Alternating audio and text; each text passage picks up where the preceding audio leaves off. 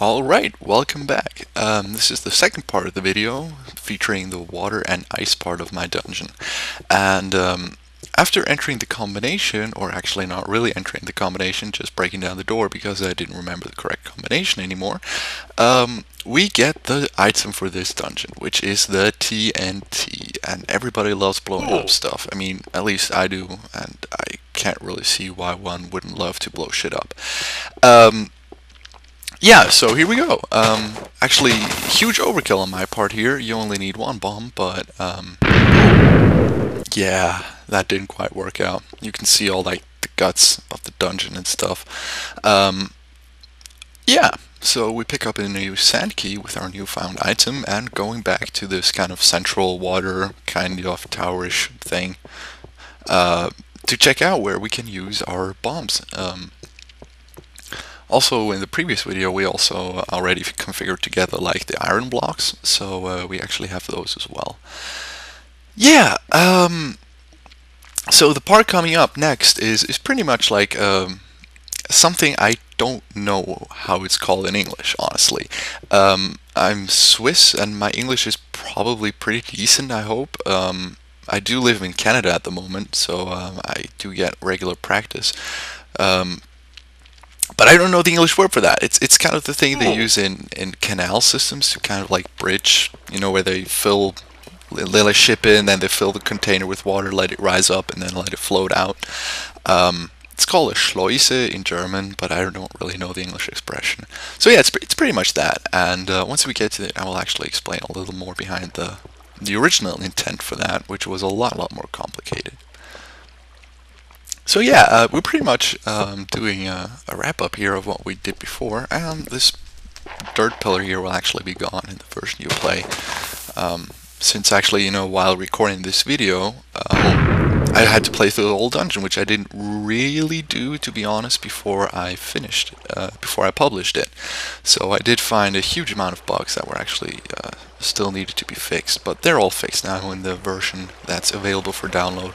And like I said in the last video, the version available now is actually pretty much the finished version with removal of one of the most difficult and annoying aspects of the dungeon, replacing it with just a normal feature, sort of. Yeah, so we're actually able to blow that up, and here we get our red key, and we're able to proceed.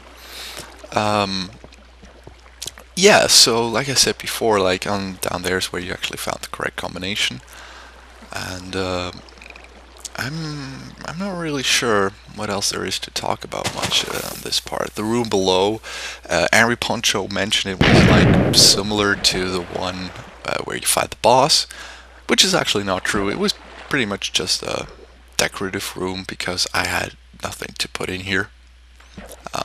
So I just made it pretty, hopefully. Yeah, so now we're able to use our keys to kind of open up here, and this is what I was talking about. This room will, as soon as you burn down these leaves, flood with water.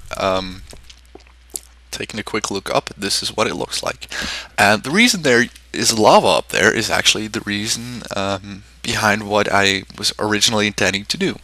My original intent was you having to push a button first, and by pushing that button, you would release a lava flow. And the original the original concept was a layer of leaves, a layer of ice, a layer of glass, and then sort of an empty space where the lava could kind of drip up onto.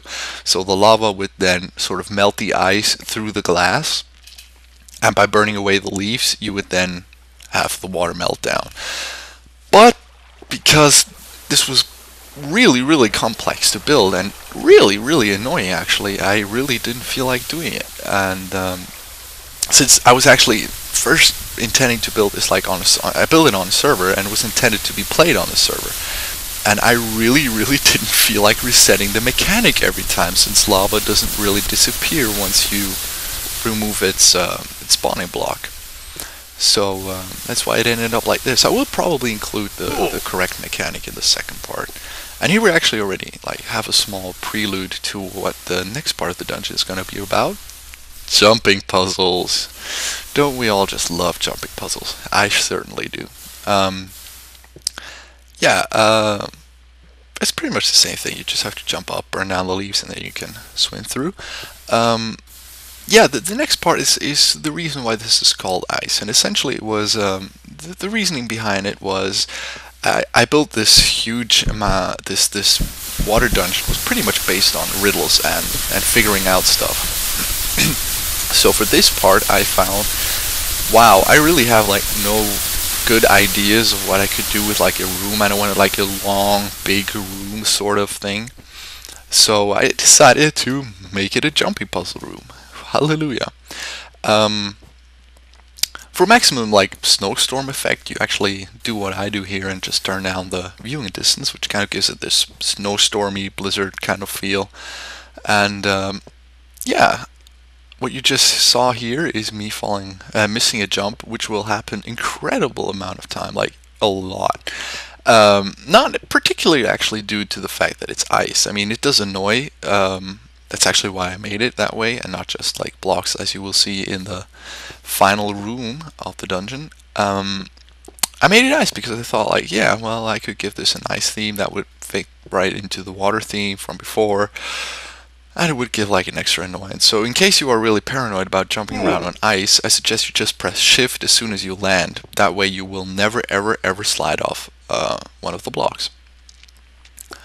Um, so yeah, here we are jumping around, and since I already know I'm gonna miss that jump like a lot of times, ta-da, didn't even jump. I can actually use this time to kind of bitch and moan about me sucking and how much I hate myself for actually making it this insanely difficult to jump, because it really is like, it's annoying, but I know it's I gotta admit, like, this part, actually having finished it in the end, for me at least, since I never really tested this one actually at all in the first release. Actually, there were like extra items around that I didn't have any place for. I was actually kind of like feeling a sense of accomplishment actually finishing this. Yeah, there we go. Keep jumping, and I'm gonna miss this one too, I think. Oh, God, I hate myself for doing this stuff. So yeah, yeah, this is pretty much the ice-themed part of the dungeon. See, it would really help if you would jump, dumbass. I'm so stupid. Come on. Unbelievable. Yeah, and something like I heard at least my friends complain about this, is that the lack of lighting in this room. I really tried, but like I can't place torches anywhere because placing torches melts the ice, and melting the ice is bad. I don't want to do that. So yeah, sincerest apologies for it being dark, and especially if it's night, like it can be quite difficult to see, but it never really should pose too much of a problem, I think. Um, Also, something I remember, like Angry Poncho's video. In case you don't know yet, Angry Poncho is a YouTuber who made this about 1.5 hour long video of my dungeon, which I'm really thankful for. Like, that was a really nice thing to do, and it was kind of fun seeing someone else play through the dungeon and getting frustrated about the shit that I got frustrated about while building. Um, so yeah, he asked, for example, how I conceived of this, I think, and the general idea behind the whole dungeon was this. It's pretty much the way I think Blizzard, like, I hope you know who Blizzard is, otherwise shame on you. The people who made World of Warcraft, StarCraft 2 and stuff, and all the other games that are awesome, pretty much everyone. Personal favorite being Diablo 2, actually. All you really need is a cool idea, and then build something around it. That's pretty much the way I always got they approach talents or skills in World of Warcraft. Just give it like a cool skill and make it useful. So that's pretty much what I did here. I just thought of cool things, stuff that would look cool, stuff that would be cool to do, like blowing shit up.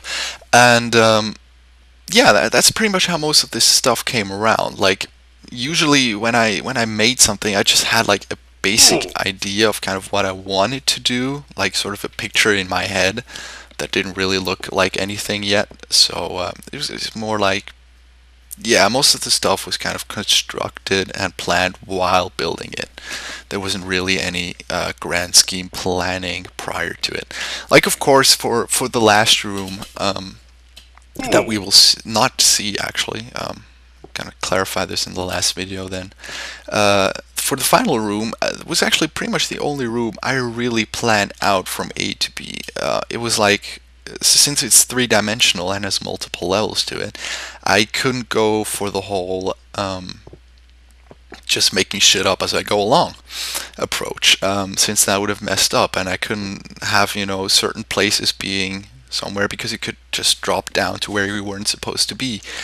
And actually, once you get these, quick note, once you get these cobblestones, take some extra because you will have to throw them down somewhere, and if you miss it, you have to kind of go catch it again, which is unbelievably annoying.